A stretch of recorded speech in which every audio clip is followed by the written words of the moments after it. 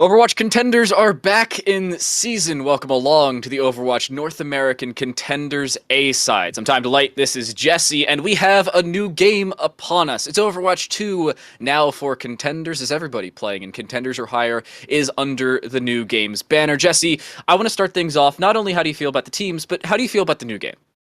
I think the new game feels great. I've been loving push, especially seeing in Overwatch League. We saw a little bit this morning, obviously, in EU and also Australia getting their start to the Contenders cycle. But I'm feeling good. I can't wait to see what these two teams have up their sleeves. Very close in the seeding. Both qualified for Contenders through the Open Division tournament. So now you got to show up. You know, you qualified. Now you got to see how far you can go.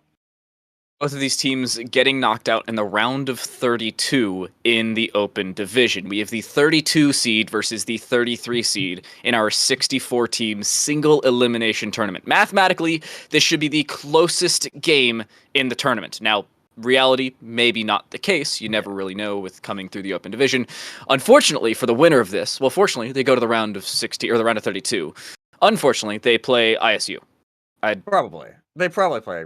It's most likely they're playing ISU. Sky.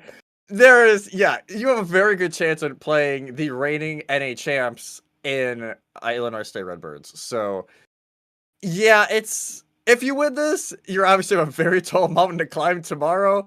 But I think, honestly, for these two teams, you know, not as experienced, it's at least from the outside looking in, you want to just get this game under your belt, man. Like, this is your first shot at Overwatch 2. There's going to be plenty of tournaments down the line for these teams, but if you get a good start, hey, you can say you won a Contenders game in this qualifier for, I would say, the main A series of this Contenders cycle. As you said, round of 64, single elimination. It'll be single elim all the way to the quarterfinals where we break in a double elim, but still should be a fantastic match no matter what. We are going to Ilios for map number 1. It was Color Drop's pick, as they are the higher seed. They're that 32 seed compared to Ape Exhibit being the 33 seed. And so, Dan, I got a question for you. What are you looking for here? Is there anything that's popping out? Maybe a recent balance change or anything that's making you think we could see something special? We're going to talk about two things, or I'm going to talk about two things. I've been playing a whole lot of Overwatch 2 in the past couple weeks. I have been lucky enough to get some beta access. I totally didn't buy it. We'll move past that. Didn't. But Moira, the changes, the biotic orb is annoying. So annoying. The necrotic orb as well, they're so difficult to play against. But the other thing I want to bring up is the off tanks. Off tanks have gotten a buff. You'll see Junker Queen played by Luzigi. I'm looking at how that's played, considering how much healing you can come through. But for the time being, let's see how things start off. We head to Ilios as map number 1 here in NA Contenders. And it's going to be a Lighthouse, a complete mirror from both of these sides. Seeing, you know, how abnormal, you know, how new this beta is with this new patch. A little surprised that they're running the exact same thing, but it's not like too much has changed. Soldier is still a very comparable DPS in this new lineup as both teams battling out near the cages. And Junker Queen sending themselves in, needing to find early damage though. The control point will unlock as that time ticks away. Good throw through, dragging them forward, but it will not go fully in their favor. Again, Ape Exhibit need to initiate. That seems like that's exactly what they're going to do. T-Champ is gone. That's the opener. There goes that Sojourn. That is exactly what Ape Exhibit need, but it's immediately traded back. Not as effective though. It could still be their fight with a surprising pick through. It's not going to happen. It still looks like Ape Exhibit's fight. Yeah, it could just be locked down these last few members. Soytab eventually going to be taken on. Ape Exhibit are going to cap the point for the first time during NA Contenders. And now, honestly, you're looking at already a Coalescence coming up. Yuna, she got that decent 30% lead over Flux. But now you gotta be looking, all right, where can we see some other interesting things happening, especially, as you said, with the Necrotic Orb from Moira having a 75% damage reduction could shut down a lot of set plays. Seems like it's exactly what's going to come through. The Orb's dedicated and a nice Disruptor shot thrown through by both Sojourns, but they're not finding as much damage. You can see T-Champ building up that secondary fire, but doesn't land the shot and is being collapsed upon. It's actually their Doppelganger to hit that secondary fire onto Flux, and it seems like their entire defense will fall apart. Anyun finding everything they can, and it seems like it will be the reset as Soytab decides to jump off the side, and as will Crimson. It's another fight win for Ape Exhibit. And only the one ultimate as well. You only have to use that Coalescence, which it's Overwatch 2 now, but you can still build Koa extremely fast if you are playing Moira efficiently. But it could be an ult fest this next fight. I want to see who uses this sound barrier first, as both teams have the blades ready to go, and it could be just a baiting game at this point. The press queue simulator, that's for dang sure. Unfortunately, it's not going so well for the Genji, who falls away, and a strong throw through of the ultimate. It's just a collapsed fight there for Color Drop. Yeah, you win the first, but actually they throw in the sound barrier just after it. This may not be an over and done fight just yet. Again, Crimson dedicating themselves for that blade's still available. They won't even need it. It is a fight win for Color Drop. Coming back from an early pick is a little surprising considering it's 5v5 now. Yeah, and that early blade just doesn't get the job done. And now they have to sit back. All right, you got a good amount of percent, 83% on this point, but you still got some work to do, and I want to see the overclock coming out now from both of these soldiers. Can you land the headshots? But the ultimate is basically useless if you can't hit the shots. Well, both of them popping it at almost the exact same time, trying to copy one another. Unfortunately, neither of them hitting those shots, so it will not be directly found fight wins just off of a single ultimate. Again, you're seeing early dedication thrown through. Crimson still has this Dragon Blade. Should they choose to use it, they may not even need it. Unfortunately, Solved apparently had no idea there was just a casual shuriken thrower standing behind them, and it seems like another fight win, at least at face value here for Color Drop. Yeah, another fight win, continuing to build up that percentage, now halfway to that 100% mark, and Crimson still holding on to this blade, being very conservative, and you gotta think, pretty soon it's gonna be the time to strike. They want to throw themselves through early. Up to 57% is a good start for them. Now up to 60. They have almost taken the lead, and with this fight, they almost certainly will. Soytab finding two, both of those DPS players gone. The entirety of that DPS line off the board, and Ape Exhibit, understandably so, decide to regroup. Color Drop is absorbing this aggression extremely well from Ape Exhibit. They're utilizing the kit that Junker Queen has, especially, you know, with the axe, with the knife throw as well, but they're not going to be able to wait this time around. Coalescence is both thrown in. I suppose it could be the duality of them. It's actually the fight found by Annie, but immediately traded back. Both Coles finding a kill, but it may not matter after that. Color Drop are looking to take this, but it's recaptured by Ape Exhibit. The first time they capped in 91 seconds. Could that be Color Drop's undoing? It could be, but the sound barrier alive for both sides, just not at the Dragon Blade just yet, but what a shot going down. There goes Blade. That may just be the fight right there. Both sound barriers thrown through, though. This fight is not over. Secondary fire isn't finding as much efficacy as it nearly could, but it may not matter. Carnage throws Lizigi off the map. It's not going to matter, though. Overtime will tick away. Ape Exhibit will take the first round on Color Drop's map pick of Ilios as they start things off here in North America's Contenders. They're looking pretty good, Dan, but back and forth these teams are. But Crimson never used the blade. That entire entire round, never used it. And you gotta think, yes, you want to play conservative because you have to use the blade really smartly to either get value or bait enough resources to get value from one of your other ultimates or other abilities. But you can't just hold on to it for the entire game because, yes, you would assume they're going to use it during that last fight, but you get picked off, you're not checking your corners, and you get headshot by Solved Mender, and it completely changes the attitude of that fight. Because instead of having all these resources, one of your biggest ones in that blade from Crimson is just non-existent as they're sitting in the spawn room. I'm a little surprised that the Rampage didn't get used as much as I was thinking. You have that decaying effect utilized, and you have a lot of damage being able to be dedicated because of it. That was not the case, at least not as much for Color Drop. That's the main reason they did not win that round. Secondary fire available, solved, but it does not find the mark. It seems like Crimson will make it out. No, immediately come back on as Solved will push forward. It's already an opening kill or an opening elimination, and the Disruptor shot will just disrupt, as it's so aptly named, this rotation for Color Drop. Oh my goodness, good night, Soitab. But wait, this fight's not over, and he goes into the void! No! Well, my friend, what have we here? Well, Dan, I think he fell into the old little well, as Trumpet Fire already 3/4 of the way to that sound barrier. Now a great lead over Isaiah. But as you said, it's awesome to see these Junker Queen battles going on because it is such a new character still. It's only been out to the public for a few weeks, so teams are still trying to figure out the best ways to use them. But so far, kind of just that back and forth aggression, trying to not use too much, has been the call. Aggression has always had to be calculated. Now in a 5v5 meta, it's had to continue that way. Carnage finds damage, and Crimson finds the elimination. This fight's already over. There's no getting around it. There's no beating around the bush. A quick and early fight win for Color Drop. I think we figured out why they picked this map as well, is certainly going in their favor. It certainly is. Maybe it was, I don't know, Lighthouse just getting those early round jitters. Again, it's round 1 of Contenders. You're on stream. And you gotta think there's a little bit of nerves there. But now, entering this next fight, this is where Color Drop started to turn it back around on Lighthouse. Will Ape Exhibit be able to do the same? They have a lot of ultimates coming their way, and they're, again, ahead on the Dragon Blade ult. And here we go. Going to be using Overclock very early from T-Champ.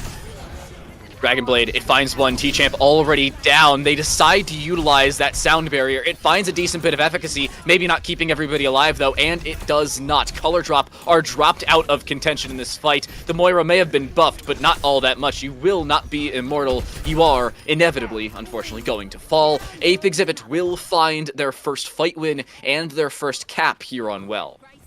A beautiful blade coming out from Jesco because they realized that, hey, T-Champ did not get sound barrier because they were on the far side of cages because they were trying to keep that range so they could use their ultimate efficiently, but instead, they don't get that overshield, they get taken out, and all of that value just goes away with the snap of a finger. Yeah, but look, it still could be a press Q simulator. Isaiah still has their sound barrier, and that overclock's available for Solved Mender. They decide not to use it. Crimson could pull out the Uno reverse card, and they do. That sound barrier perfectly popped will keep everybody alive. They may not be immortal, but with that sound barrier, they could become so.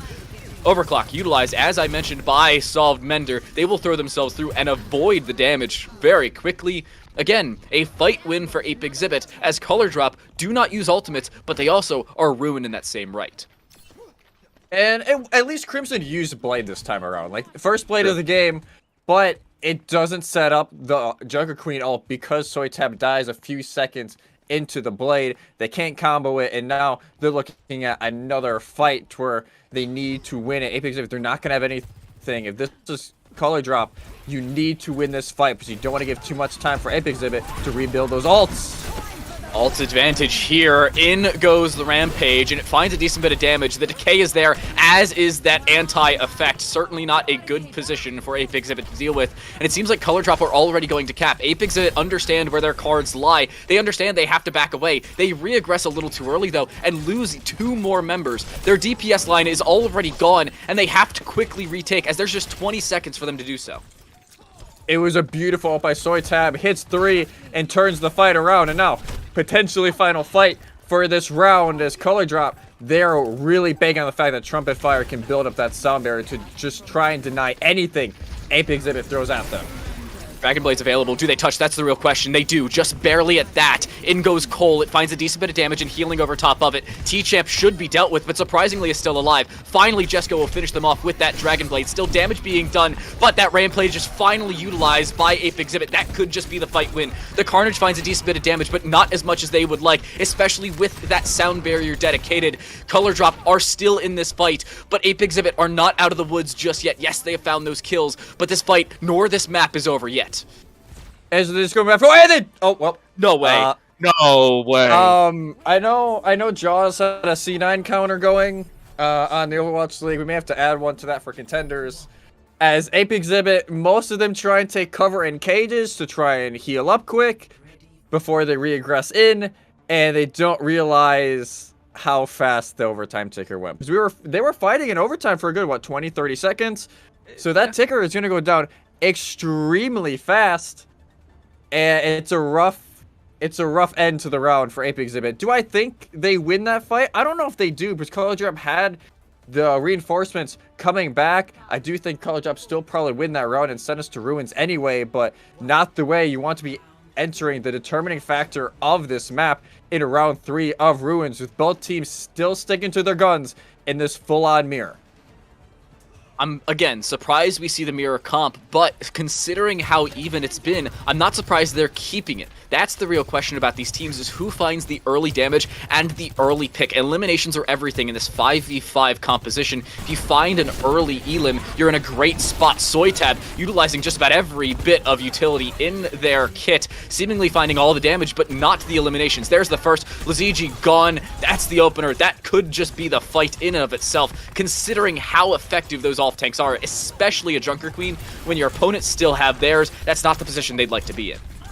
It's so much damage and so much poke going back and forth. As Crimson, they're starting to warm up a little bit as they're able to finish off Soul Mender, and a little bit of pressure as well, as it will be the point cap coming in from Color Drop. And I do think so far, at least in that, and well, especially the deciding factor was Soytab. They're really winning this 1v1 engagement with the versus Luigi up front, and they're setting themselves up just in the right positioning, because Luigi just getting a little bit too far forward at times. The issue is they don't have all the healing they could. Their Moira has to focus on the rest of the team, while I believe Trumpet Fire is finding a little bit more healing across their squad. A little bit of over-aggression, though, and Soytab will fall. As soon as you mention their name, they apparently drop away. I'm not the one to Caster's Curse things this time around, Jesse. I'm sorry. I had to call you out. It's Ape Exhibit to win a fight. And, well, you gotta call me out sometimes. You know, it happens. As Ape Exhibit this time takes a little bit quicker, one less fight to try and flip that point back over. But Color Drop, now again, cards are in their hands. Crimson has been playing a lot more confident. They're now winning that Genji duel over Jesco, and they have the Blade, as they does have the Sound Barrier, though, ready to go to counter.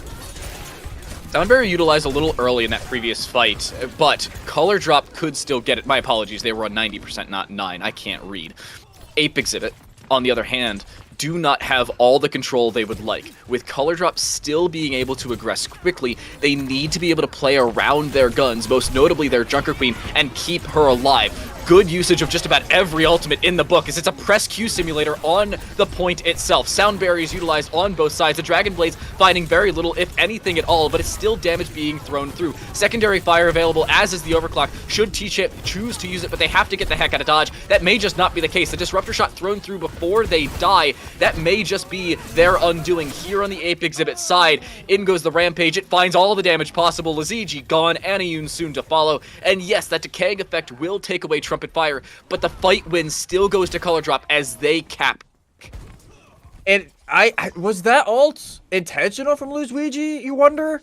I don't think it was. It was very late. I think they were the only one left on the point, and you wonder if that's something they're going to regret, because all that decay damage not going to be able to be utilized in this next fight. They're only going to have this ult here coming in from Self Better, the Overcooked, trying to look for something, as here comes the Junk Queen ult from the opposite side. Able to hit 4.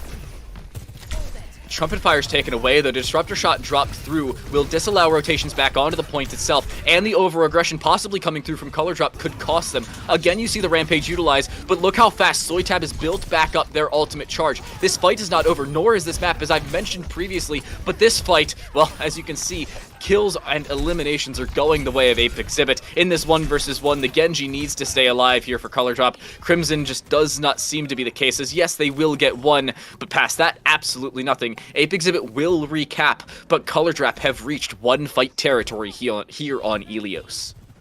Solved Bender brings a crucial pick to that fight, as yes, it is a huge ult from Soytab able to hit 4 with the decay effect, but is that one little shot from the railgun that completely changes it, because you lose a lot of utility with that one pick. And I believe we have a DC action, which could be huge against Ape Exhibits. That is not the way you want to set yourself back, as I think we'll be heading to us just for a brief moment here. But I do believe that's Jesco DCing. Yeah. And they were, I believe, pretty close to Blade, if I'm not mistaken, Dan. I'm looking back at my notes. Jesco had just utilized Blade about 2 minutes ago, so they should have been either right near it or just next to it, if not already on it. Mark. Yeah, that's... For all of you just joining us, that's not good. Jesco's gone. Their ultimate charge will reset. Unfortunately, there's no extra bit of RAM making sure, hey, this person's left. Let's keep their ult charge should they join back. That's not a thing. It should be. That's an idea. I believe it is in Overwatch 1 with certain codes, but I don't know if it's supported by... Game dev idea. Game dev idea. We'll see. When they load back in, we'll have to wait and see. Time to game dev. Do think that, again, these teams, yes, they're 32 and 33 seeds coming in. You think, all right, they could be close, but it doesn't always guarantee it. We've seen some... You and I have had our fair share of, seeding close games. Let's emphasize things really quick, Jesse. Seeding is not everything. Yes. We have 64 teams coming into Contenders.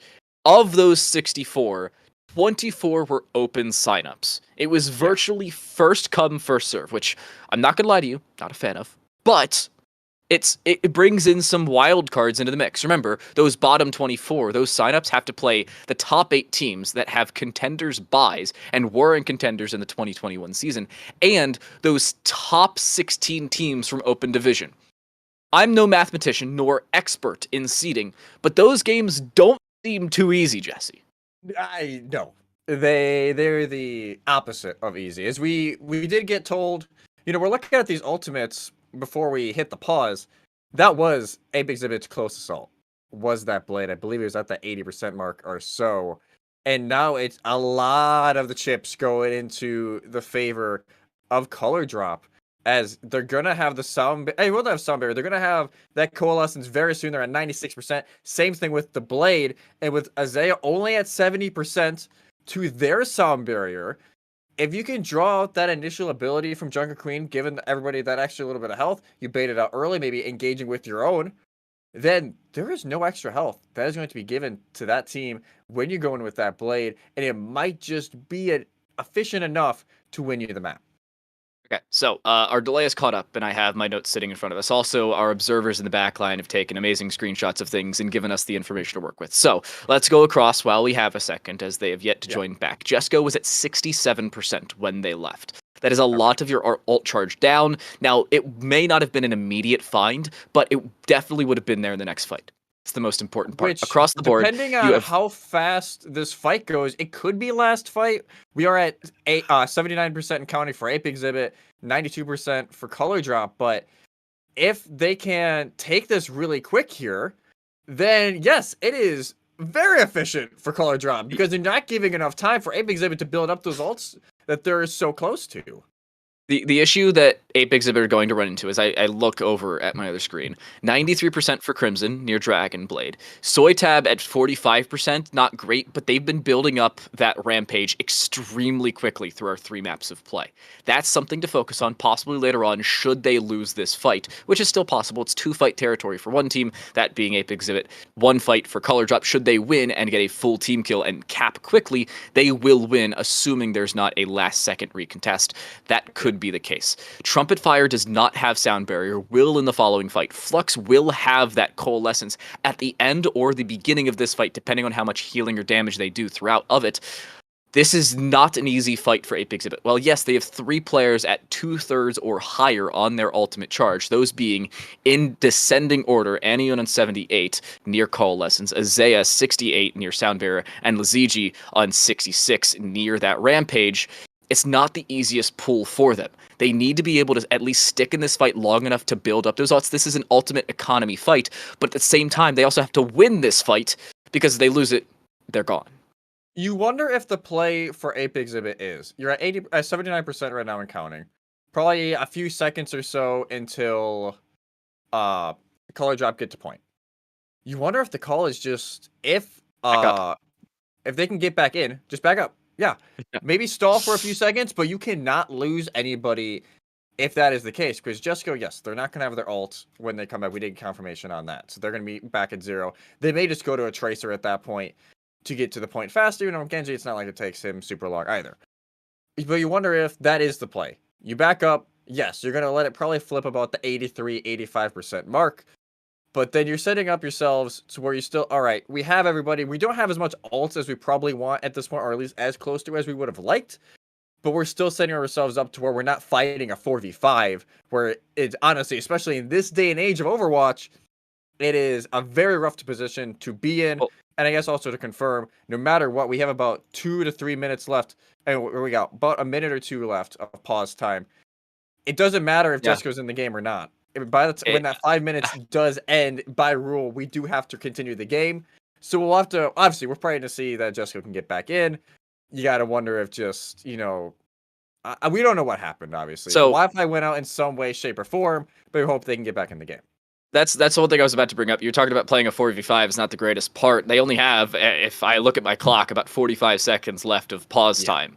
Where, yes, they will play a 4v5, whether Jesco is back in the lobby or not. Hopefully they are, considering winning a first map in a 5v4 is probably not the greatest thing. Color Drop can, of course, say, hey, we don't want to start, because they have that option. But it's Contenders. You'll take your advantages where you can find them. Yeah, exactly. You hate to see it that way, but it's like... You can't criticize them. You can't criticize... You gotta play your advantages. And then you gotta think Egg Pacific will probably wait a few extra minutes, you know, when they're deciding their map. And just to make sure Jess can get in for map 2, as it would be their map if they do lose this. But you gotta wonder. Like, it's in the internet gods' hands at this point. Like, we just gotta see if he gets back in. But it's not an unwinnable situation for Ape Exhibit. I just saw this. We just got a screenshot. It was internet.exe has stopped working. Oh. No, I'm messing with you. I'm 100% messing with you. Okay. Internet is back up. Okay, so apparently it was messing with them. So maybe, yeah. hopefully they are coming back into the game. Apologies, of course, for the technical delays. Jesco, if you're just joining us as a player for Ape Exhibit, they're Genji for today. At least in this game, they've been playing Genji all throughout Ilios. They have disconnected in a 92 to 79% game. Color Trap have 92, but do not have control of the point and are attempting to recontest. While Jesco, who did have 66% ult charge in the final 2 or 3 fights, or at least going up to them, disconnected, meaning they will be reset back to 0. Certainly not the position they'd like to be in. No, definitely not. I believe Color Drop have elected to wait until Jesco rejoins lobby, knowing that they do have internet connection again. So, little applause for Color Drop. You know, we appreciate the sportsmanship. You know, we've all been there. Like, we've all been there. Like, internet just takes a dump, and you really can't do much about it. So it should be not too much longer until we get into this. But honestly, so far, considering we're a few weeks into the second beta of this game, yes, we've seen pro play, but not many of them. I don't think they've been able to use Junker Queen quite yet, so not on that patch quite yet. I haven't. I'm not gonna lie to you. I haven't watched play. I haven't watched Owl in the last week. And it seems like at least both of these teams have a decent lock on what the meta around their SR is. So I'm excited to see, you know, as this series progresses, if we do go to a push of Coliseum or New Queen Street, are people going to get a little crazy with the comps? Are people getting a little crazy with the composition? We're back to game, as it will be Jesco coming back in, and they're going to go back into that Genji as Color Drop pushes point. There's the Dragon Blade already popped, though, and they do not have the sound barrier to counter it. There's a 1 and a second for Crimson, looking for more past it. They will have to back away. Up to 91% found for Ape Exhibit, though. Again, it's one-fight territory. Should either of these teams win a fight, it'll be at least one recontest at best for Ape Exhibit. But will they even touch? They don't touch. They lost so many. They lost so many people going in because Color Drop 3.0 was so aggressive when we went back into the game, when we resumed, because they knew, hey, if we let them back up and regroup, then they could actually come back and win this. But if we don't give them that time, we don't give them that space, then we can just push it and confirm the match right there. This was the nice little well pick there. Almost got the second boop as well, just wasn't able to in the end. But a very close game, a little bit spoiled by the DC very late into the map, but definitely a series I could see going the distance.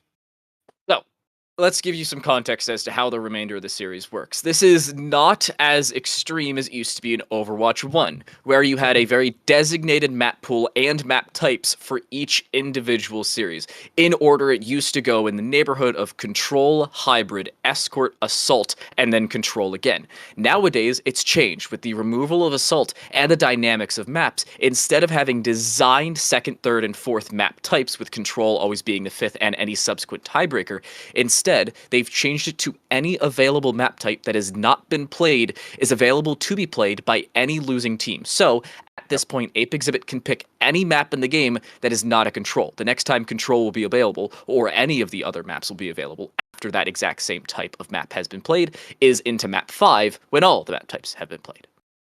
And you gotta let it gives us a little bit of variety, and it gives even more power to the losing team. Because now Ape Exhibit can sit back like, all right, do we want to try and push? Do you want to go to Coliseum or near Queen Street? Do you want to go to They're going Escort? Kings Row. I don't 100% know that. They're going Kings Row. Don't you dare jinx us that we were going to Kings Row again. We're finally getting out of the curse of every team picking Kings Row when it's set hybrid. We better not be seeing Kings Row. That's all I gotta say. But it could be a hybrid. It could be an Escort. It could be a push. I want to see Ape Exhibit maybe change something because it seemed like they were losing the Junker Queen duel a little bit. So maybe throw in a Zarya play. Ooh. Maybe throw in some Winston play as well. As I believe we did get Midtown. Okay, so one of the new maps, it's going to be hybrid. So no Kings Row for you, good sir. It was still hybrid. I was half right.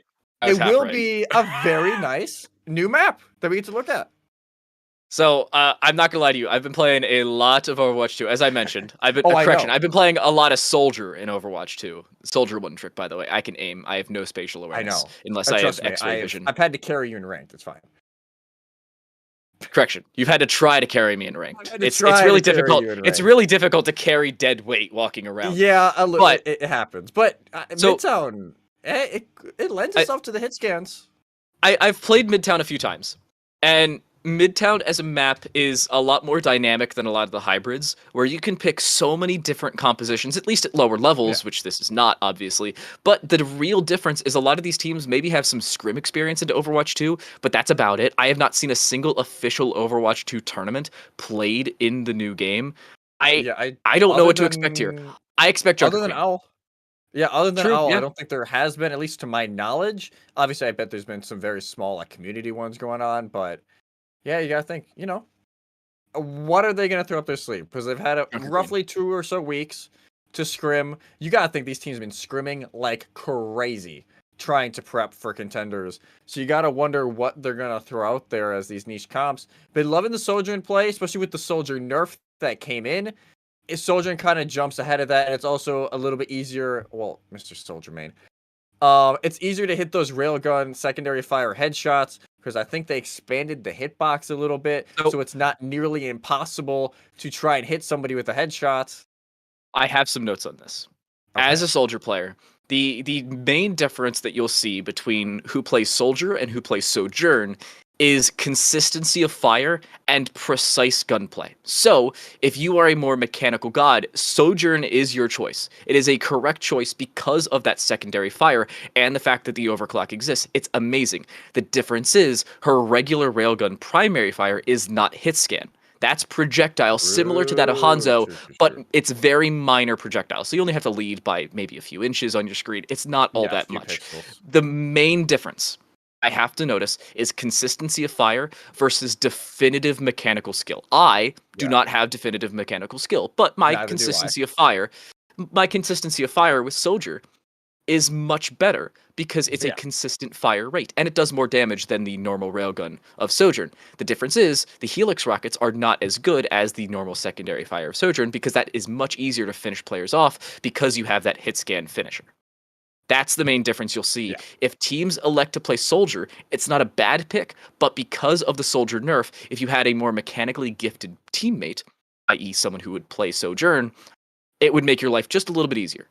Just a little bit. Like we saw Logix this morning during EMEA Contenders get a 4K on King's Row, just because they can hit shots. And so they pop the ultimate, shot after shot, teams are going down. So it's, if you can hit those shots, especially during the ult, you can almost win fights by yourself. Because so what I'm hearing here yes. is you're saying how to win games is hit your shots forehead. Yeah, hit the shots on the forehead, forehead. That's about all. If that's the advice, Twin in Time can give to you, hit the shots. So Midtown is going to be our second map of today, and it will, I believe, it'll be Ape Exhibit got to pick the map, Color Drop got to pick side they start on, I believe. So to wait and see, as it will be Ape Exhibit on the defense first, and Color Drop 3.0 on the offense. There's going to be no subs, I believe. Everybody going to be staying right in for this game, and I want to see, I don't think we'll see many teams fighting around the subway here. It's kind of a death trap, honestly. If you are the offense, it's so hard to get through. But if you can kind of hold underneath it, you can get a lot of value. I get it is attacking. Okay. So they can come up, but we get a little bit of variety from Color Drop 3.0. Ape Exhibit as well. At least tease the Doomfist, but I think they're still going to go over to the Junker. Junker Queen kept by Lizigi. I was almost happy, but no, I don't get to be happy. Crimson, at least for the time being, has picked up a very surprising pick of the Bastion, considering its first point on Midtown. We'll see how that goes for them. Soytab has been hovering between 3 different tanks. I'm not even going to talk about them until they leave spawn rooms, and for understandable reasons. Surprise, surprise, it's a mirror comp. Yeah, man, Crimson, why couldn't you give us the Bastion? That's all I gotta say. Right. Give us a little bit of Bastion in some Overwatch 2, but it will be at the Ape Exhibit, at least initially holding in that upper subway, and it's going to be Color Drop going right underneath with the AM speed. They're just going to try and make their way all the way to point, and as well can use that extra healing to make sure they can ensure their point over to the point. Well, Ape Exhibit are looking to retake quickly. They've yet to give up much control of this hybrid control point itself. Nice carnage, just dropping Jesco. That's 1 elimination, 3 for the team. It does not look like this Lucio is going to be alive for much longer. Yeah, Isaiah, this is what we like to call a stall tactic. That's a little rude if I do say so myself. A very quick take of first point for Color Drop, though. Yeah, I was a little confused on Ape Exhibit holding that far up, because with the Lucio, that's exactly what teams can do. They can speed right past you and then have the more advantageous position on point, because they know you have to drop down from 2 different angles, and now they're pushing the agenda. They want to try and gain this high ground control with Crimson. Just launching some of those shurikens up top. T-Champ as well getting in on the action, taking out Isaiah. You just get back and you're sending you right back to the spawn room. But it is a trade, notably enough. The main support for an off support's not the greatest there for Color Drop, and understandably so, they will back up. They don't have that consistent healing across the entirety of their team, nor the extensive damage put through by that secondary push from Flux, so I understand they decide to back away. Now they will recontest with the full power of their team. This has to be quick, though. They have to clear Ape Exhibit off that high ground. And that's an easy way, at least to look at it, but it fails in execution when you lose one of your best ways to challenge that high ground in T-Champ, is just have to wait a little bit longer, and it will be Color Drop just backing out of this fight, as they're just going to take it out 1 by 1 by the Ape Exhibit members. But honestly, again, a decent attack for Color Drop, but a great rebound from Ape Exhibit, making sure they hold on to this high ground, especially Jesco being 85%, now 86% to that blade. Are you going to bait out these support ultimates? Are you going to bait out that little extra healing from Luzigi? I can't say their name, Dan. Luzigi. Luzigi, thank you. You even created the Google sheet that I'm going off of. That's the funniest part. He's holding high ground very well, and at least following the rules, unlike my Google Doc. Well, a coalescence already being dedicated. A press Q simulator has been put forward. Flux barely staying alive and wins the fight! Trumpet fire with the assist, dropping Jesco. Isaiah soon to follow. It does not seem like that aforementioned Lizigi will back away with their life. They will just barely. No stagger available for that attacking squad. But Ape Exhibit are ruined on the high ground by a masterful rotation out and behind by Color Drop. It's the beautiful rotation. It sets everything up, and you honestly don't have to use anything. All you have to use is that coalescence that you get within 30 seconds anyway. But a great aggression here from Ape Exhibit to try and force out ults. Overclock already utilized. In goes the Carnage. It finds 2, but a return Carnage at that. The sound barrier, it lands regardless of that anti-feature. The Overclock lands as well as T-Champ is removed by their counterpart. Away goes the color drop attack. Yes, they have won a single fight. Not much past that here on second point. It hasn't looked all that good for them. I'm not gonna lie to you here, Twin, and what a disruptor shot and conversion off of it. Yeah, trying to catch the rotation. They get Trumpet Fire and a lot of ult. And Luigi just poking a little bit more, trying to make sure they can build up another ult. As it was a great ultimate from them. Hits 3 and denies all that healing and that decay damage as well, just for a few seconds. But it seems like, again, it's just the back and forth. Nobody is standing out, I would say, like consistently, but it's just these little pop-up performances, especially recently from Solved Vendor and Jesco, keeping Ape Exhibit in this game. Again, the rotation coming through here for color drop. Dragon Blade popped yet again. They will dedicate themselves forward with the help of the disruptor shot and the rest of their team distracting the entirety of Ape Exhibit. It's a double kill for Crimson, looking for even more as the Moira, the last one alive, will make it out with her life, but only barely. Aniun building up that coalescence, but again, a fight win for color drop off the back of ultimates. Let's look at their ultimate count. They have none, nor are they close to any. It was a great, almost like a sacrifice from Trumpet Fire. They eat the Necrotic Orb straight to the face so that Crimson can get value and actual damage out from that blade, but they're pressing the aggression now, able to get a few shots. This cart rolling in, and will anybody be able to touch? And it will be Luigi, at least for now, stalling point. And Soitab's taken away because they did not have that pocket of the Moira in the backline. This could be a full retake here for Ape Exhibit. It seems to be the case. Color Drop is sent to the corner. They are put in timeout and sent away from the point itself, as it is finally retaken. A third fight win here for Color Drop in the second point. It's taken them a little bit of time to do so, though. Look how close the point is to that second capture. One fight away for Color Drop to ensure they can go to that third phase. As you know, Fire Truck not quite getting to the station yet, as Color Drop, you know, you can look at it right now. Yes, they have the sound barrier available. Both teams seem to love using them at the same exact time, especially with the team using it second, getting way more value and being able to extend the fight. Dragon Blade utilized. T-Champ has Overclock should they choose to utilize it, and they have the opportunity to do so. There it goes. It will find one with damage over top onto Solve. A nice help with a finish and a headshot onto Isaiah. That right there is the fight win. Crisp, clean lock for Team Champ, or T-Champ, as Color Drop will take second point. Doesn't even allow Isaiah to use that sound barrier to give that extra. Like, no, we're just ending the fight now. You're not getting that chance to try and bring this back. So they at least give themselves a decent amount of time to get through this third phase. It is a very difficult part of the map, but it is doable nonetheless, as T-Champ now has this high ground. Going to be just kind of zoning out everybody right now. Trying to see where this rotation will be entering. Soitab almost ready. Oh. There it goes, looking to utilize it. No, it's the Carnage first, and the sound barrier to deny any bit of damage. Jagged Blade does drag them forward, and the Rampage is thrown through, but Solved with the Overclock will dome them down, find the elimination, and Soitab is removed. An early usage of that Dragon Blade finds 2 over top of it, a third as well, looking for more. Lazigi is just barely alive, keeping themselves up with the added armor, but just by the hair, their chinny chin chins, the skin of their teeth. Yes, Ape Exhibit are still in this fight and in this map, but this third phase is going anything but what they would like. Color Drop can keep pushing because they had Flux and Crimson kind of just chilling, getting those few extra meters. Now they're going to disengage, waiting for the rest of the team to come back in, and now can use this Coalescence to engage in this fight, as Ape Exhibit kind of taking it back. Not going to have much for this fight. It's Coals. That's all they will have. 2 Coalescences available, 1 for each team. Flux seems to be able to use it first, again, should they choose to do so. But Color Drop have backed away from the point. It's being pushed back just a little bit. But here's the collapse from the high ground. Disruptor Shot will disallow any movement forward. The Coal is still available, but Flux has opted not to use it just yet. Finally, they will throw it through. Healing and damage, the combination of the two, onto all of the players of both teams, to be completely honest with you. But it's not any kills found. No eliminations on this point already, and Color Drop are taken away as T-Champ is the first death on the point itself. This is not looking good for Color Drop's chances, especially with just 20 seconds left.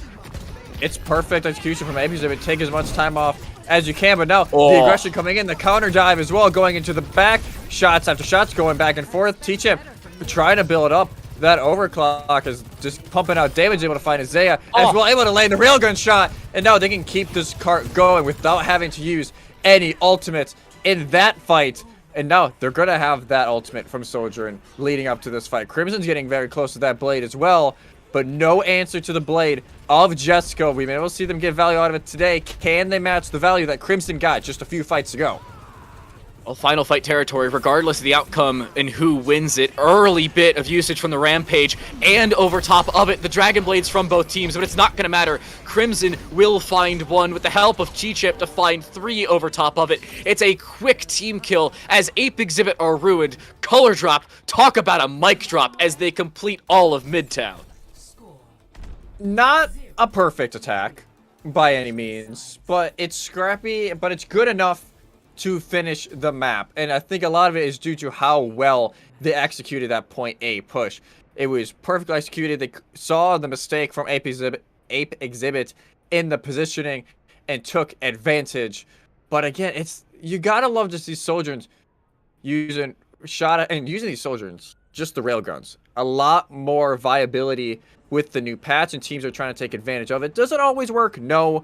There is some shots like, man, if you would have hit that, it changes the fight. But there's a few times where it's just time after time they are bringing the fights back single-handedly, and these teams are loving the almost like, what do you want to say, like the Junker Queen rush, I guess would be like the best way to say this comp. I don't know if there is an official name for it right now. I don't know what to call this, but the seemingly notion that a lot of teams want to bring, and what I've seen in Owl just a little bit as well, and from my own, unranked games in the beta, is teams will utilize the Rampage to early anti the opponents alongside the fact that the decay will allow them to push themselves forward and find that early bit of engagement. I think it's a combination of a dive because of the fact that you find the Rampage. And yes, I understand the dive comp isn't fully effective anymore considering there's only one tank, but it still seems to be the case.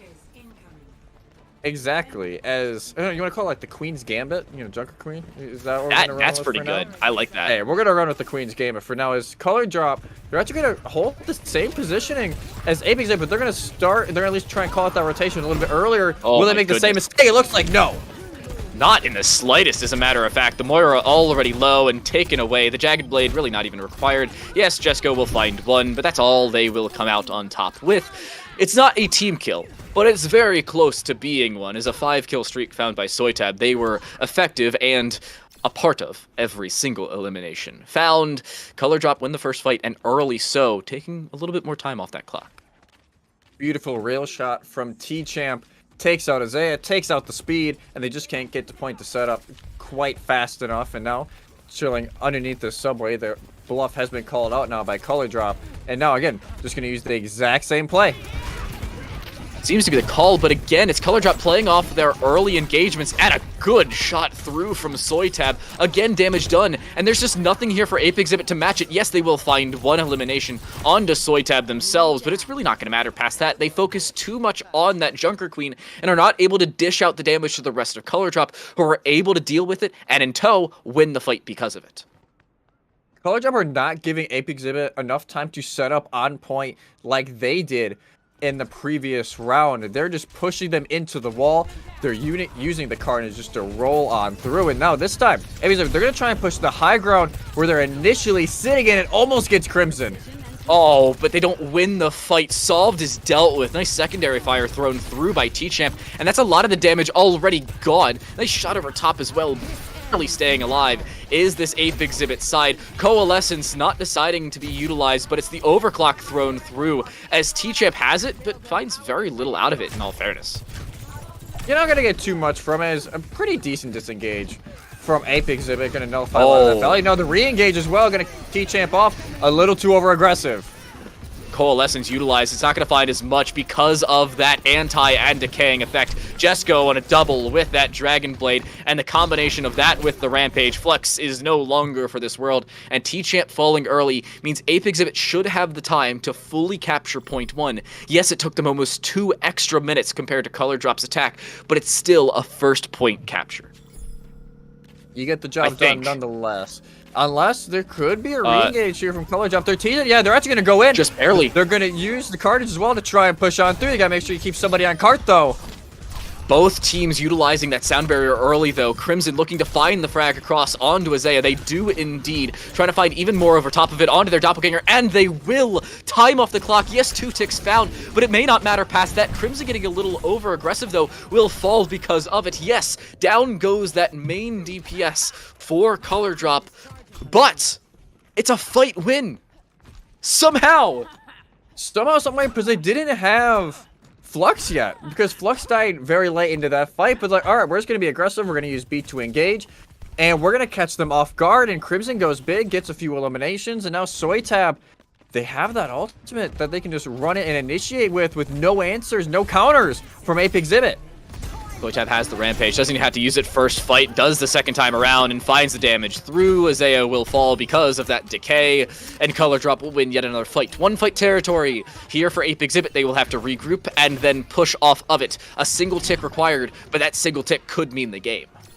And they don't have a lot of time to regroup here, as a lot of weight going to be on the overclock from Solved Mender. But again, who's going to be the one to touch the point? It looks like that's going to be Solved Mender and a few of their teammates as well, but they're just going to get picked up right away from the dive. That's it. That's the game in and of itself. It's just Lazigi done, dusted down the drain. Midtown, one of the newer maps to the game, goes Color Drop's way, as they understand they were the favorites coming into this by a single placement point. They take the first 2 maps here in the round of 64. And they set themselves up for that match point, as it will be, you can see the little play of the game here from T-Champ, and just able to land the shots. Yes, not all of them are going to hit, but a good amount of them will. It's nice little 3K from the Sojourn there. But Ape Exhibit now back against the wall. I honestly think you try and go with something you're more familiar with. I don't know if you go push, because I would. Color Drop, well, selfishly I want to cast push, but I do think Color Drop has kind of mastered this aggression, counter-aggression with the Junker Queen, with the Lucio as well, to engage, and the Necrotic Orbs from the recent patch for Moira, where you need to show something else. Because we saw it there every single time Ape Exhibit tried to push point. Their Soldier died first almost every single fight. And they just got pushed into corners. They were not allowed to set up as they would like. And Color Drop, they keep the tempo, and they keep that 2-0 advantage. A reverse sweep required now for Ape Exhibit, as they were seated lower by, in all fairness, a single point, but a reverse sweep is certainly possible. They have the option of that escort, or, should they choose to go there, a push map. Personally, I'd go with the push, maybe bring something different, build up some momentum heading into a possible escort map, but that's their call. We'll figure out what their call is when we come back, as the reverse sweep has to come through, or it's a 3-0 coming on the other side of it from Color Drop.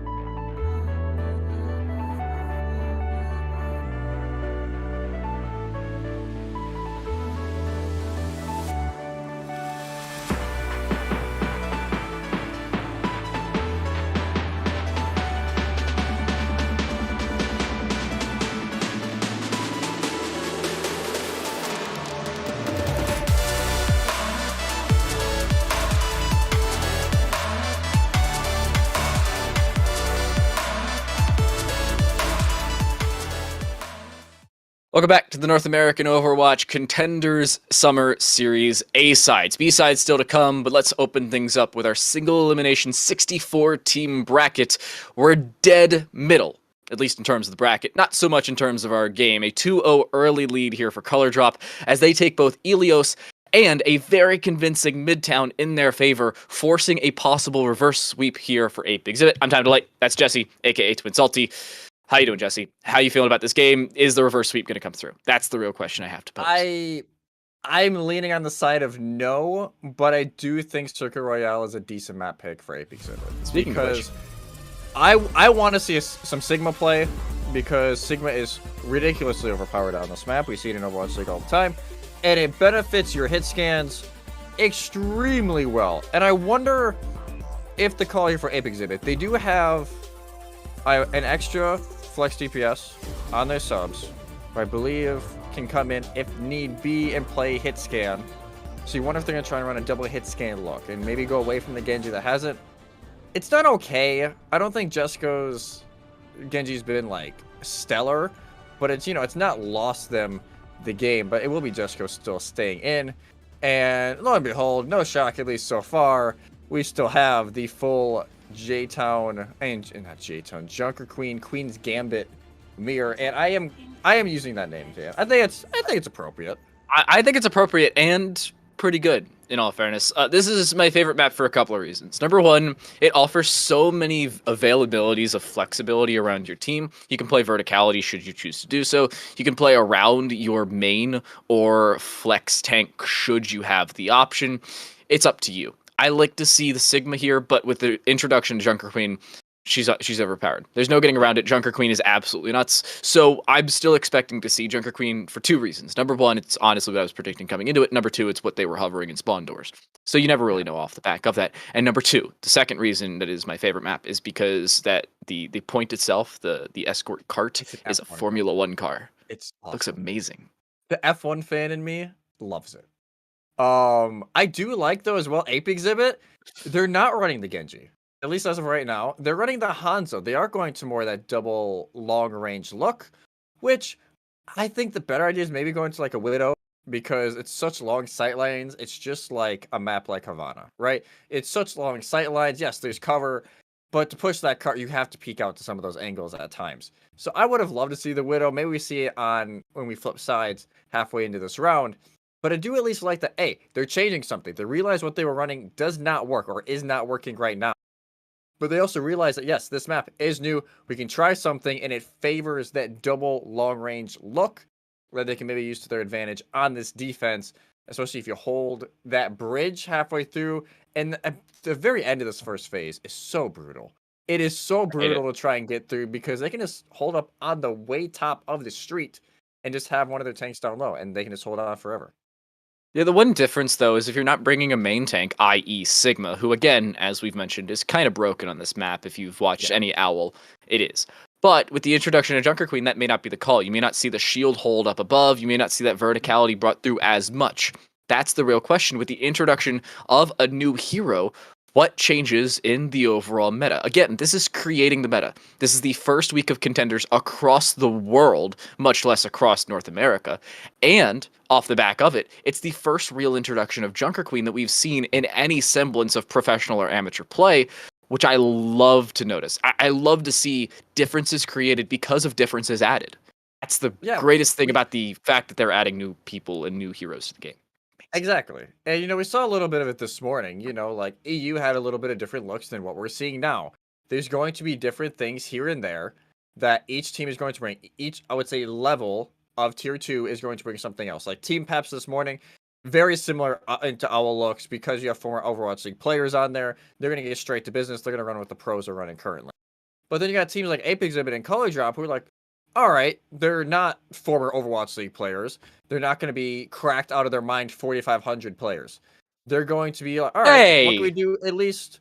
Well, I'm sorry. I'm scared. They're not. They're not eyes. They're not Redbirds. So when you look at it, it's like, all right, what fits us the best? And either coincidentally enough, it's like, all right, we want to use Junker Queen because she's in a very good spot right now. We want to use Moira because honestly, it's busted. If you hit Necrotic Orb, on Automatic Diva, when Anybody. they're in self-destruct, Anybody. you survive self-destruct. You survive full charge Deadeye. It is so broken, and I'm kind of confused on how it got in right before Contenders, but, you know, here we are. So teams are going to use it to their advantage. Seen it, honestly, too much today. We saw the one where one of the Lucios took it so that their Genji could pop off. But other than that, we haven't seen too much of the Necrotic Orb really being that much of a factor. Well, a lot of the times it's also difficult to notice whether a necrotic orb is much of a factor, considering it's just looking at health bars and it's looking at health bars and saying, is this person taking damage? Is this person as we see them? Are they doing damage? Yes, it says weakened in big red letters, but the odds that we're on the person who's weakened is about 2 or 1 in 10, depending on who we are. But off of that, the reason that Jesse's so upset is because you should never be able to survive a full charge Deadeye or a Diva Bomb that is just chilling above you. Should not be the case. Personal opinion. Again, I am just a caster man. No, this is a completely different point. Personal opinion. If I am just a caster man, so keep that in mind. Take my opinions with a grain of salt. If you are going to bring through the Necrotic Orb, have it based off of projectile damage or momentum-based damage, i.e. melees, or maybe Hanzo, or something along those lines. Like, you have the shower darts. What's the thing where he shoots like that thing? Storm arrows. Storm arrows. Thank you. I completely forgot the name. You're thinking back to like 2017 Scattershot. Exactly. Yeah, I have my moments. Storm arrows, though, you shoot 3 or 4 in a quick succession, have that nerf down to 2 if you're stuck about being weakened. Yeah. That could be a possibility. I don't like the fact that you just completely nerf everybody's damage down to 25% if it's original damage throughput. Well, you do have to land it, though. Like, it is pretty difficult to land. It's not that difficult. Well, it's a little difficult to land. I've played Moira. Okay, we go back to Ilios on Well, when they're in the cages. You got an entire fight breaking out. You're trying to heal your team. You're not like, okay, track, trying to find who you're going to hit with a Necrotic Orb. If you see him by your screen, going to shoot it at him, see if it hits. But it's like, we're just going to try and hit it at whoever you can see. So, I can't, it's in a weird spot. And we're just, we're kind of waiting on the, we don't know exactly the pause. I believe it was nobody leg DC or high ping, or maybe another DC. I don't know. It's first day of Contenders, guys. Like, things are bound to go wrong. Especially, it's first day. Like, we'll have to figure it out. First-person shooter / MOBA and tech issues? Never. No way. No. It's not like we've had tech at issues in esports since you were in like elementary school. I'm like 2 years younger than you. And I'm gonna use it. For this game came out when you were in elementary school, so hey, Reflash, can I get like a new co-caster? This guy's like bullying me. He's mean. No, but we'll have to wait and see, how long. I think we're in the middle of trying as we speak. But we kind of have to we'll kind of wait and see. We unfortunately have no information for you. It could be a DC, could, as Jesse said, be high ping. We'll find out when we come back. We'll take a quick break. When we come back, we promise the game will actually start. Whether it continues, that's through a question. We'll see you in a bit.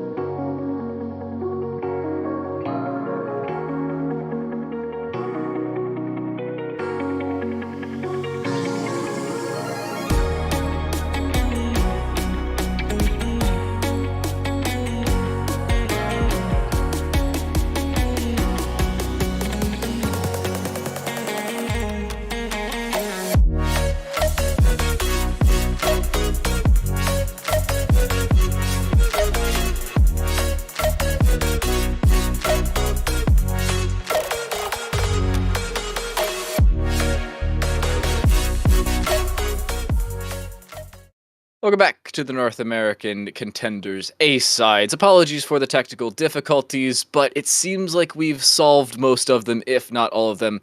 I do not want this to let you distract. I do not want. You get the general idea. English. Don't let this distract you from the fact that Jesse baits his teammates. That's from Hostile. One of his brother's collegiate teammates and one of the mods in his chat.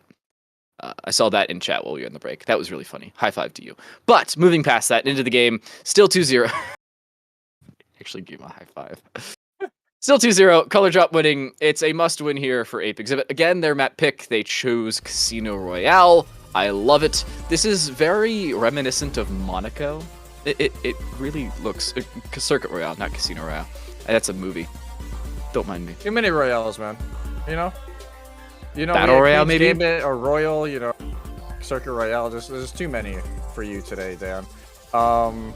Clash Royale. So, hey, exactly. Hey, that was one of the notes. That was one of the notes, I believe, from Ape Exhibit. They got 6K crowns in Clash Royale, so maybe that's what they're bringing into Circuit Royale. But we'll have to wait and see. As again, it's gonna be the same lineups, but it will be again Ape Exhibit on the defense first with the Hanzo instead of the Genji, opting for the other Shimada brother. In this case, they're gonna be holding on the backside under bridge, and already a nice little headshot. Good night, Crimson. Have a good sleep, taken away by your brother in arms, or brother against arms in this situation. That's a little bit of a stall. That's 10, 15 seconds off the clock. Not all that much efficacy, but still an elimination found. And Color Drop again chose to be on the attacking side here. They did very well back on Midtown. They need to find that exact same level of momentum this time around. They've gotten out of spawn. T-Champ is dropped. What a shot from Jesco, picking up off their lack of engagement back on the Genji on Midtown, and picking right back up off of it with this opposing Shimada brother. It also helps that I didn't realize it right away. Aniyun is on the Zen, so they're running Lucio Zen support. Wow. Maybe the first time in Overwatch 2. As it's obviously not a super popular support count. It's not a lot of healing, but it gets the damage done and it gives you an escape button. Too bad for Jesco though; they're a little bit too far forward. They at least trade out with Soy Tab, and this cart continues to move under the bridge and now enters this U-turn. That's the one issue you're going to run into if you're running double flex, is that lack of healing.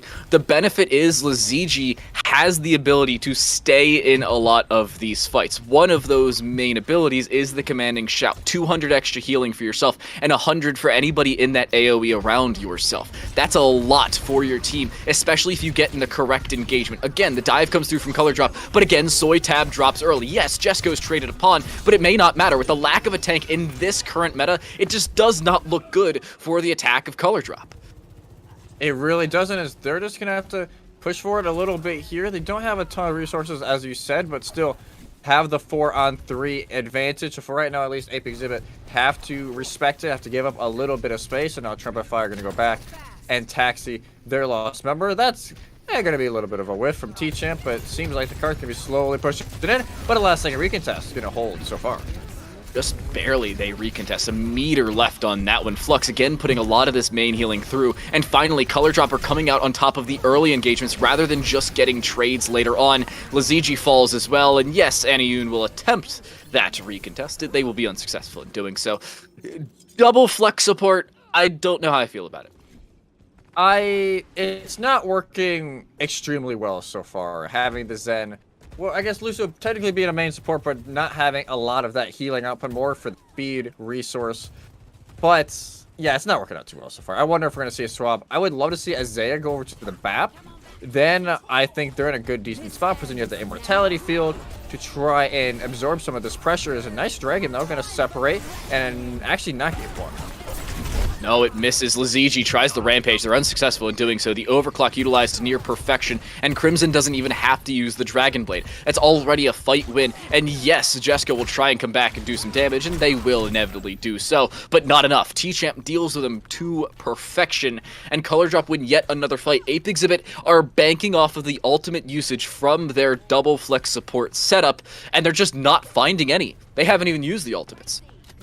And now Jesco's going to go over to the Genji, not going to try that Hanzo any longer. Cart, again, rolling in close, going to use a sound barrier to initiate for your Isaiah, and now the overclock as well stops sound barrier from the combo of the two, and Jesco goes big on the return to the Genji, able to get 3. and finally able to solidify for Ape Exhibit. But again, a lot of time still on this clock. 2.5 minutes left for Color Drop to try and continue pushing this Formula 1 car into the final phases of this map. But Transcendence is in the back pocket. Going to try and figure out if they want to counter that blade coming in from Crimson, or if we want to try and save it for later on as an escape button from Soytab. We'll have to wait and see. They almost want to go under, but instead going to go up the spiral stairs.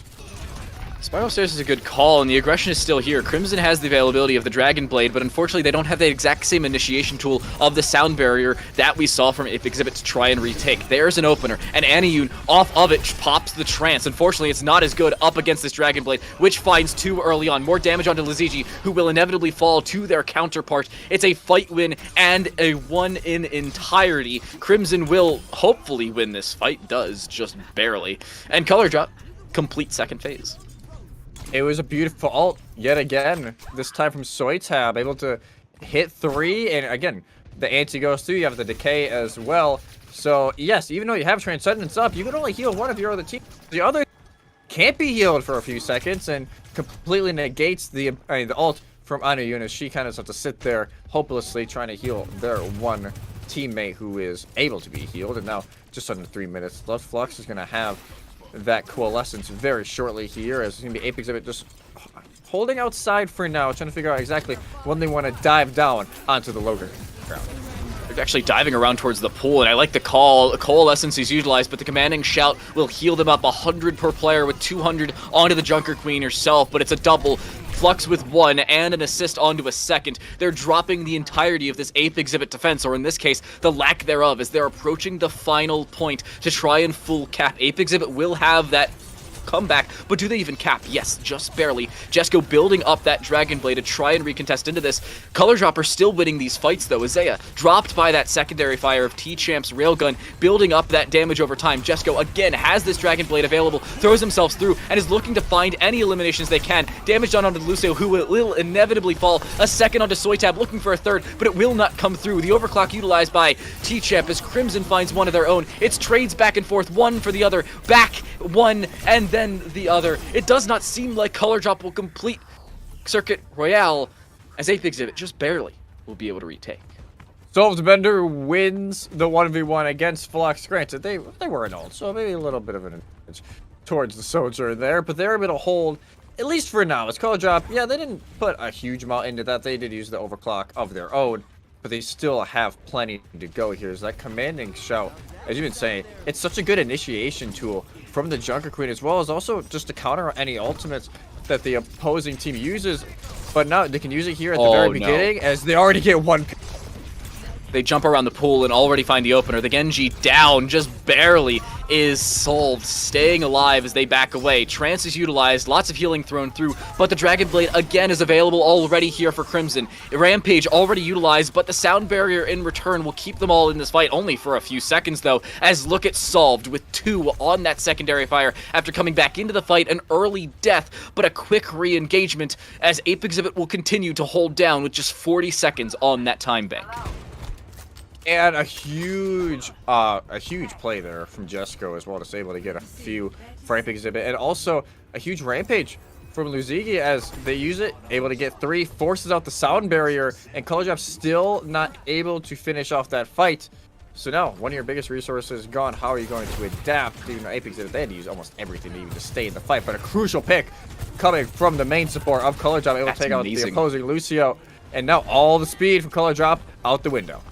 Yeah, but 3 ultimates available. Coalescence alongside Rampage and Dragon Blade. Speaking of Rampage, in it will go. Dragon Blade as well, removing Solved Member. That's exactly the initiation they need. And Coalescence finds 3. Ape Exhibit leave Aniyun alone, who won't even be able to contest. Color Drop, for the 3rd map in a row, will complete their attack. The first of Ilios, the second of Midtown, and now here on Circuit Royale, just barely they will finish. With 0 seconds on the clock, it doesn't leave them in a good position on the defensive side.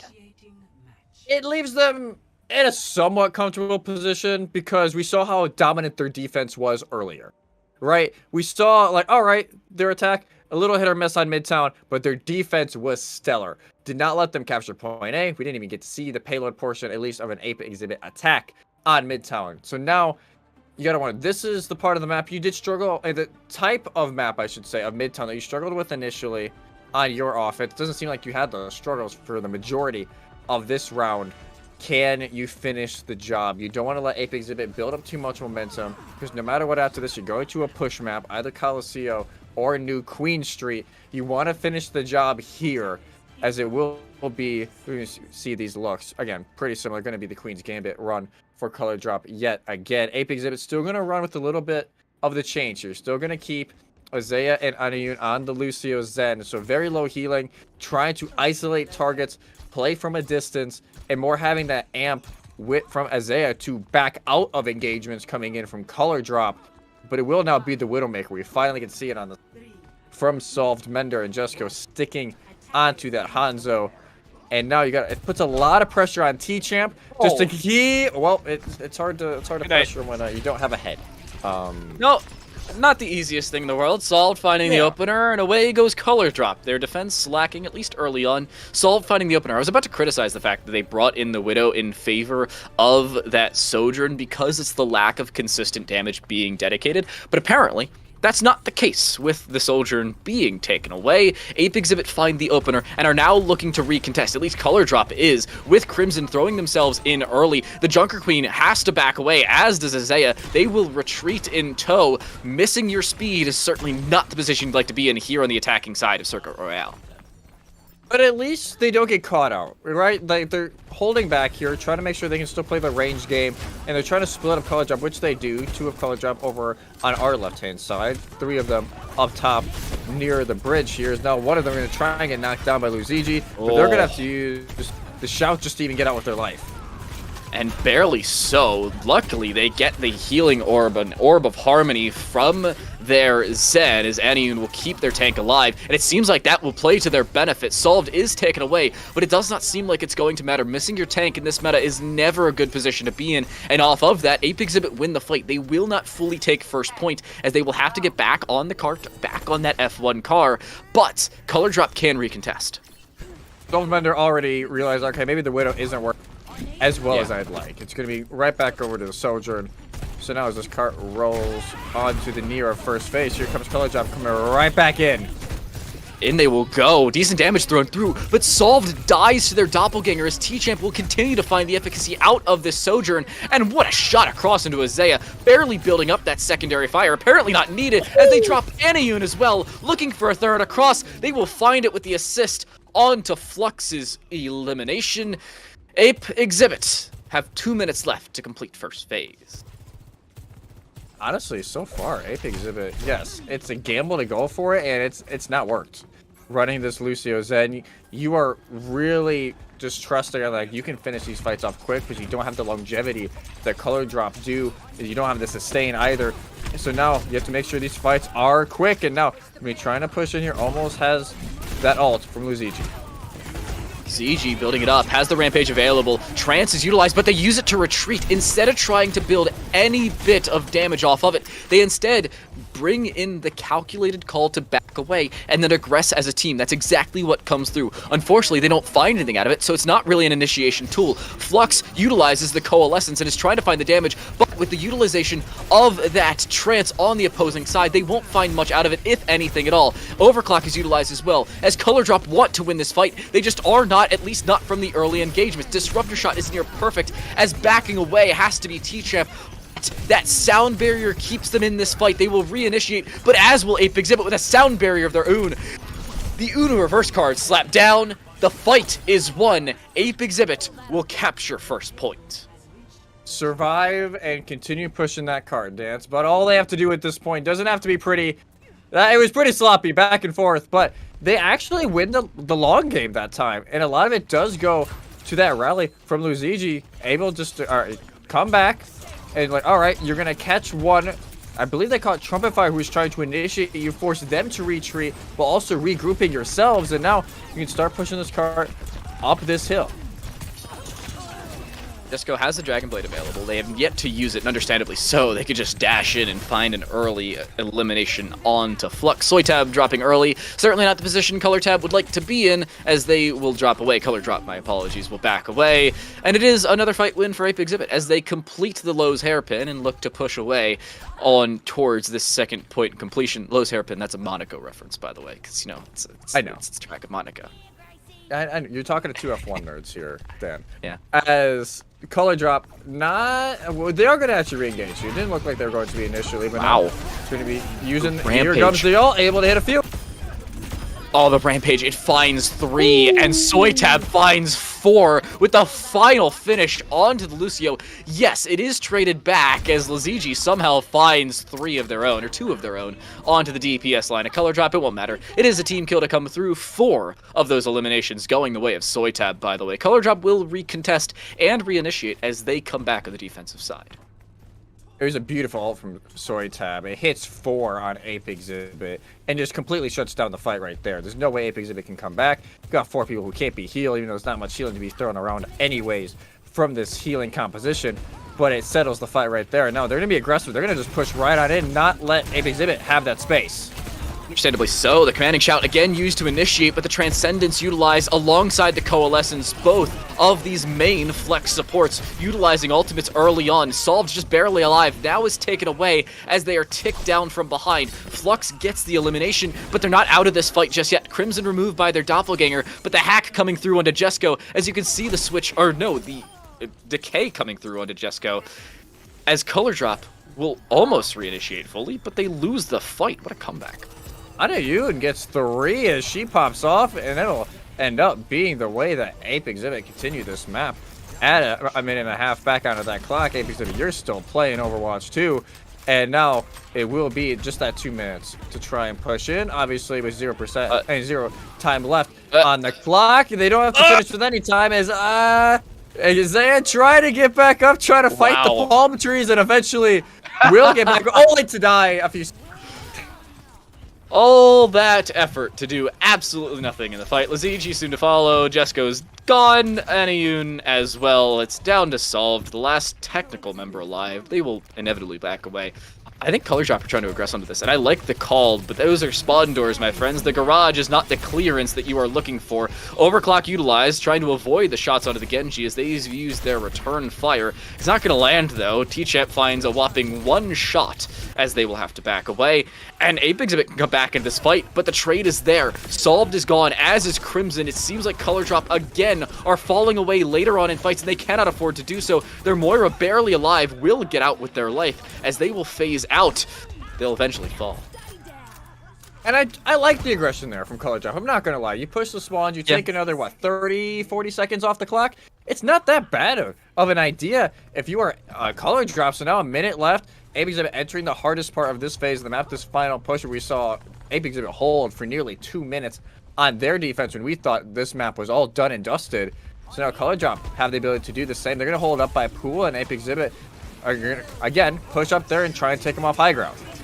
Everybody seems to have their ultimates, though. Sound Barrier alongside the Trance utilized in transition with this Dragon Blade. Jesco barely alive, backs away. A Sound Barrier keeps him alive on just a few HP. They stay in this fight. The Rampage is available for Soytab, though. They have the opportunity to use it. Will try to back away just to play with their team. 18 seconds left on the clock. Ape Exhibit are in 1-fight territory. They lose, they are gone. They are out of this map. They are out of Overwatch Contenders, at least here in the A sides. But Color Drop, losing a few players, are down to just a few meters from being tied up. Soytab down.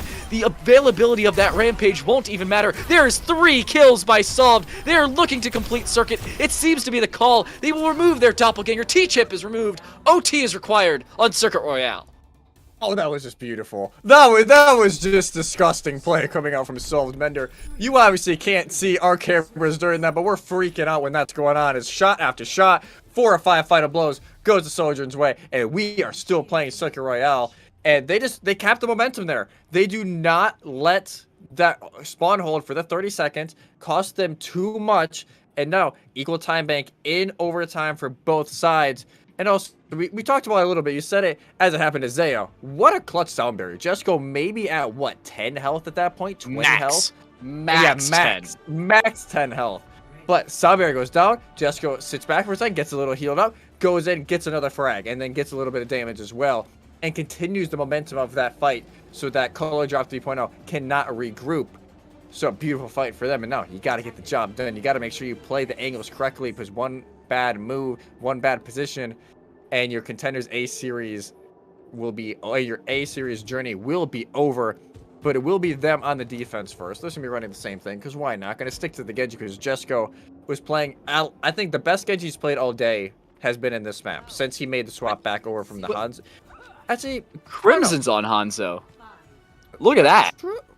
So maybe, like, all right, we saw how well it was working for you guys. Now we're going to pull out, this is what we thought we were going to see in this map, right? It's going to be the Sigma coming out. It's going to be the BAP Zen double flex support lineup with the double hit scan look.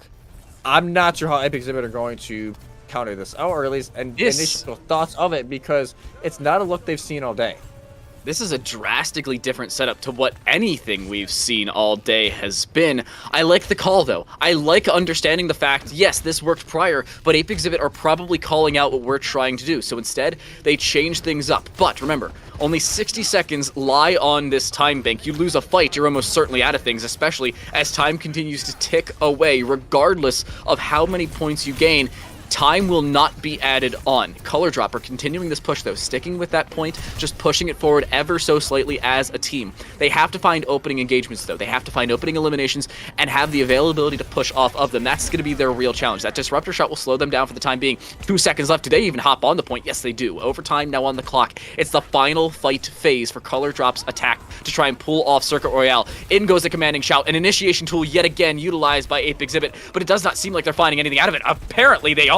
Azea and Solve both finding one. Aniune dropping T-Champ. That's the fight. That's the map, at least for Color Drop's attack. Over and done. What an amazing re-engagement, utilizing that Commanding Shout, and the rest of the team pushing off of it. They didn't even have to use ultimates. That's an ultimate in and of itself. Basically, it's the new mini ultimate, right? Like, we saw Immortality Field first got in. It's like, all right, it's like a mini ultimate. Baptiste. That time, that mini ultimate from Baptiste does not save Color Drop. It is used almost immediately and does not save them the fight, as just a great collapse coming in from Ape Exhibit. They know, again, very quick fights are their very best friend, and they go on in extremely quick. They take out the Sigma, they take out the Baptiste, and one by one, the rest fall.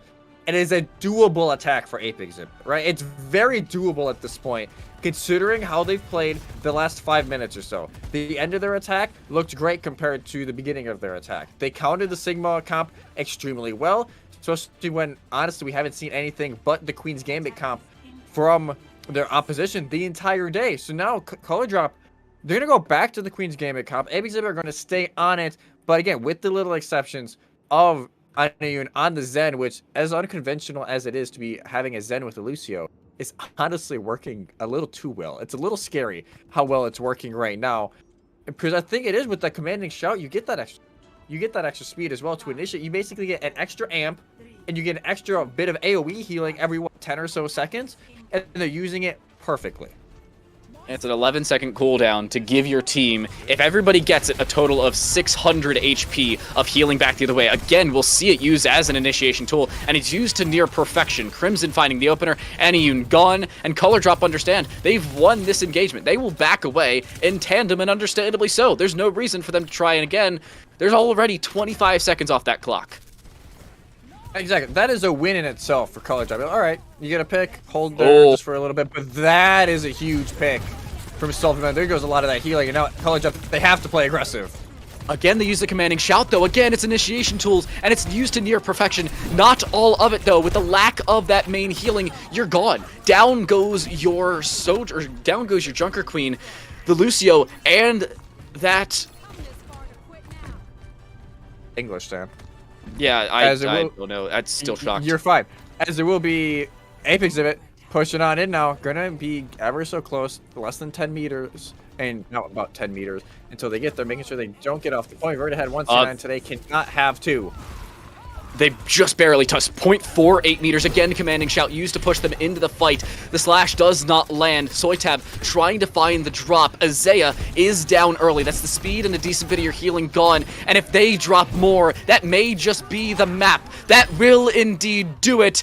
Eniyun gone. A team kill to close out Circuit Royale. And Ape Exhibit's chances here in the North American Summer Series A sides, they're gone. They're out in the bottom 32 teams as Color Drop complete the sweep. They complete the sweep. Didn't feel like a sweep though in that final map. That is for sure. As a lot of play, especially Softbender, they turned it on the hit scan map and they were able to just nail those secondary fire shots, but it just wasn't enough at the end of the day. Color Drop 3.0, they do win this round of 64 game and they do move on to the round of 32. And now 2 wins away from making the double elimination part of this qualifier per se and into the actual main event of Contenders A series. But for Ape Exhibit, you had a pretty decent run, I would say. You did well in OD and it just didn't end up working your way today. And honestly, a part of it, you want to obviously blame tech, you blame internet, but I think just today, Color Drop were the better team. They were able to initiate quickly, and I think the main part is they had the staying power just a little bit better. In a lot of those elongated fights, they came out on top of them. The later part of Circuit Royale, maybe not so much. Second and third point on the defensive side wasn't amazing, but they were really able to build off of that back on the first map of Ilios and especially on Midtown, which they were able to build off of. I was a little surprised to see it, but they were able to initiate quickly and stay in those fights because they had the commanding shout on both ends of it. First part, and then 11 seconds later, probably the ending part of those exact same fights. I love to see that from Color Drop. I'm really excited to see what they can bring forward. Jesse, final thoughts, because it was an amazing series. It was a 3-0, but still an amazing series. Yeah, Ilios was really close. Same thing with Circuit Royale. Midtown, maybe not as much. Color Drop won the comp and just not just the thought process on that map overall. But as you said, the commanding shout is really turning into a key element of these compositions of this Queen's Gambit comp, because you can use the amp from Lucio to go in, whether it be you need the extra heal, but most of the time you're going to amp the speed to initiate. Then you can use the commanding shout just a few seconds later if you need to continue that speed, and also give yourselves that extra 100 if you're 200 health or Junker Queen and the speed to continue on that fight and try and get that opening pick. And by the time the effect of that is done, you almost have your amp from Lucio back. You can rotate those just so beautifully, and Color Drop nailed it almost every single time. And I can't wait to see if they can be the team that takes out ISU Redbirds if they did win today. Obviously, they're the 1 seed versus the number 64 seed. It doesn't happen very often, if at all. But I'm curious to see tomorrow, if we do get to see that match live, how that it goes out. Certainly a possibility, but that brings us to an end of day number 1 here in the North American Summer Series Contenders A sides. Thank you all so much for watching, and a massive shout out to our production team, Acrylic and Kothar, your observers, Blizzard, our observer director on the day, and of course Solomon running production in the background, alongside Jesse joining me once again for most of my Overwatch casts at this point. But it's been an outstanding day. It was an outstanding series regardless of the scoreline. A 3-0 seemed anything but that's it. We come back tomorrow with both EMEA and NA Open Division right back on this channel. Keep an eye out on it. And of course, subscribe and turn on those notifications to see when this channel goes live. I've been Time to Light. That's been Jesse. Thank you ever so much for watching. We'll see y'all tomorrow.